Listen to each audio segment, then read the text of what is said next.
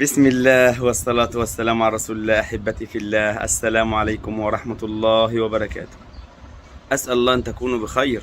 اليوم إزاي أو كيفية معرفة قدرة الكمبروسر لو أنا عندي حد جاب لي يعني مثلا الحالة اللي أنا فيها الآن، واحد جاب لي تكييف سبليت جايبه، ما اعرفش بقى كان شغال سابق ولا بيقول لي شوفوا اختبروا عشان خاطر تركبه لي. طب كان شغال قبل كده؟ طب كان كويس؟ ما يعرفش المعلومات دي. فطبعا انت محتاج انك ايه، عشان ما تتورطش وتورط العميل معاك، ان انت ممكن تاخد التكييف وتروح تركبه، وبعد ما تركبه تيجي تشحنه كمان، وبعد ما تشحنه يشتغل لك كمبروسر تلاقيه مفوت، يشتغل لك كمبروسر تلاقيه مفوت. تمام؟ فانت محتاج انك تتاكد. حاول في طرق كتيره للتاكد، فانا هديك طريقه منهم سهله خالص بدون اي تكاليف او مجهود، تعرف الكمبروسر قوته كويسه ولا لا. تمام؟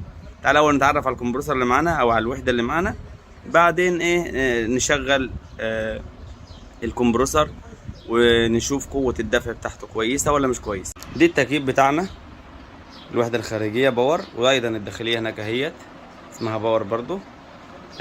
بالنسبة طبعا قديمة مع جدا جدا جدا. تعال نشوفوا كده، نتعرف الاول على بياناتها. هو هنا بيقول لك ان قدرة الوحدة 9000 بي تي يو. 9000 بي تي يو يعني حصان وتمن، مش حصان وربع حتى، لكنها بتنباع في السوق على انها حصان ونص. مش بس يعني ايه، كويس ان هو كاتب الحقيقة، ان هو كاتب لك 9000 وحدة، مش كاتب لك 12000 وحدة. اذا كان بينباع بين العملاء وبعضهم انه 1.5، لكن هو مش 1.5، هو حصان. الحصان 8000 ودي 9000. الحصان 8000 ودي 9000. واضح هو الانتاج، تاريخ الانتاج 2008، يعني عمره 14 سنة. بص بقى يا شباب، في معلومات هنا عايزك تعرفها الاول. يعني مثلا هنا بقول لك ال ار اي دي الامبير المسحوب اثناء جفش ميكانيكا الضغط.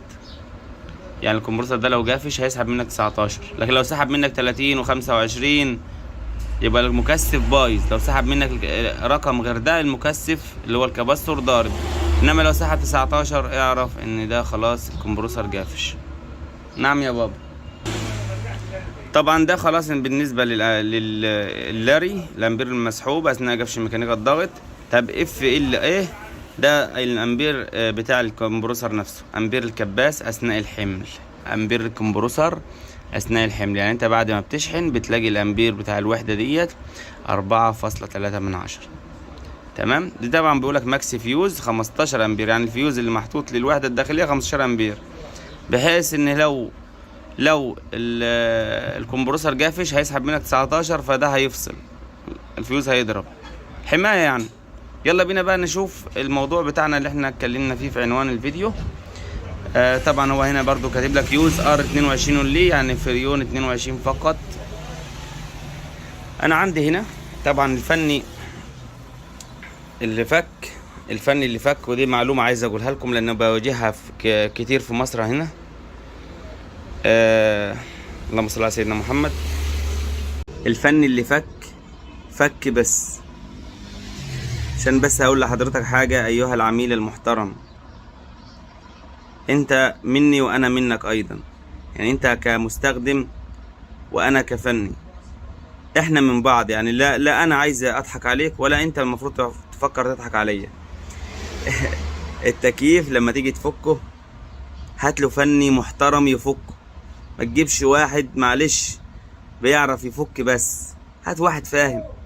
بالنسبه للجهاز اللي قدامي، الفني او العميل فكه، جابوا من غير فريون، وجابوا الكاب بتاعه ناقص، الحاجات الاغطيه بتاعته ناقصه، وجاب المواسير متبهدله ومتفعصه، يعني هنكلف مواسير، وجاب الكابلات متجصجصه بالقطر. فك عشوائي ياخد له 100 جنيه 200 جنيه، حلو يلا بينا. لكن انا كفني بفك ب 350 جنيه، والله لو مش عايز براحتك.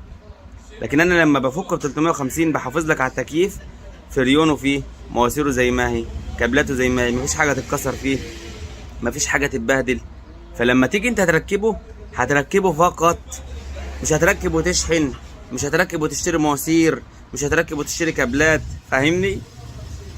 دي نقطة انا حبيت اضيفها ايضا في هذا الفيديو بدل ما اعمل لها فيديو ايه مخصوص. فهمتني؟ هات فني يفك لك التكييف. يلا بينا بقى نختبر الجهاز بتاعنا. طبعا بصوا الغطا ده مش موجود وده جاي عريان، يعني التراب اللي فيه ادي. بصوا تراب، حشرات، اي حاجه بقى تخش جوه. انت وحظك يا صاحب التكييف. وايضا المواسير جايه متبهدله خالص، معجونه ببعضها ومفتوحه مش مغلقه.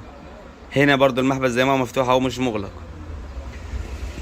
انا عندي هنا بلفين محبس، دول محبسين. ده محبس خط السائل اللي هو بعد الكابيلاري، لازم يكون اسمه خط السائل، وده محبس خط السحب. انا بحط البلف بتاعي طبعا اثناء الكلام ده، والوحده ما فيهاش فريون. الكلام ده الاختبار ده التكييف ما فيهوش فريون عشان تكونوا عارفين. بص يا شباب، وطبعا الكلام ده انت مش هتختبر تكييف لو رحت تفك تكييف شغال كويس، مش هتروح تفكه، مش هتفكه وتطلع فريون وتقول عشان اختبر الكباس اذا كان هو اصلا شغال كويس. يبقى الكلام على تكييف ما انتش عارف الكمبرسور كويس ولا لا. المحبس ده طبعا مفتوح ايضا عشان بس ما حدش يقفله. مفتوح اهو، ده جاي على الاخر يعني مفتوح. كل اللي هتعمله يا شباب، كل اللي هتعمله هتحط العداد بتاعك على البلف ده وعلى عداد الضغط العالي. واقف معايا على الزيرو اهو. المحبس ده مقفول، المحبس ده طبعا ايضا مفتوح. بتحط الكلامب ميتر بتاعك في السكه عشان تشوف الامبير. ادي زيرو اهوت، الامبير لسه ما فيش، مشغلناش. هات ايه، نجيبوا الوحده النهائيه شويه تطول معانا. بسم الله بسم الله. نجيبوا الامبير برضو على الجهاز اهو جنبنا، كلامب ميتر يعني عشان نقيس الامبير. نشغل بسم الله. اشتغلت معايا اهي. بص يا شباب، طبعا مفيش امبير، مفيش الامبير مش 4 ولا حاجه لان فاضي بدون فريون. انا فاتح المحبس اللي هو ده مفتوح، بمجرد ما اقفله هيبدا يرفع معايا. بسم الله، بدا يرفع معايا، بس طبعا بيرفع تاتا كده براحته. وايضا هنا الامبير هيرفع معانا برضو تاتا. ننتظر براحتنا خالص لما نطمئن ان ده على الاقل يعدي او يوصل ل400. على الاقل يعدي او يوصل ل400، يبقى كده الكمبروسر بتاعنا قوته ممتازه جدا، جاهز للتشغيل. وهو اصلا عند الوصول ل400 هتلاقي الامبير بتاعه وصل ل 4 4.5 4.3 زي ما هم كاتبين على بيانات الوحده الخارجيه. الان وصلنا ل 240. بصوا يا شباب عشان افهمكم حاجه، ليه هو مطالع بالراحه؟ عشان محدش يقول لي ده مطالع بالراحه هو بايظ. بصوا انا باخد الدفع من هنا من نهايه المكثف، يعني معنى كده الكمبروسر بيملى المكثف ضغط الاول وبعدين اللي بيفيض من المكثف هو اللي بيجينا هنا. لكن لو انت حاطط البلف ده على طول مباشره على الكمبروسر كان زمانك لقيت العداد ده طلع في حوالي 10 ثواني كان فولها خالص فل. اقل من 10 ثواني كان ملى العداد. اما احنا خدنا وقت ليه؟ لان احنا بنملى المكثف الاول. الكمبروسر بيسحب من هنا بيملى المكثف واللي بيتبقى من المكثف بيجي هنا.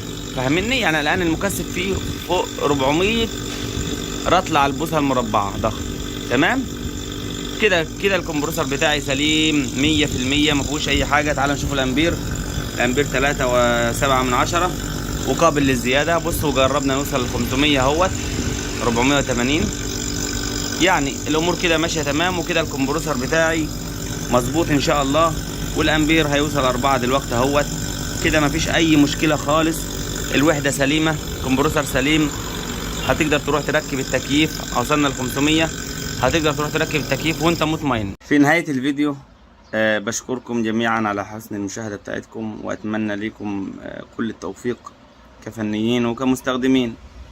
واسال الله العظيم رب العرش العظيم ان يجعل هذا العمل في ميزان حسنات ابويا وامي، وان يغفر لهم ويرحمهم كما ربياني صغيرا.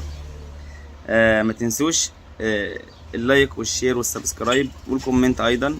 سبحانك اللهم وبحمدك، اشهد ان لا اله الا انت، استغفرك واتوب اليك. السلام عليكم ورحمه الله وبركاته.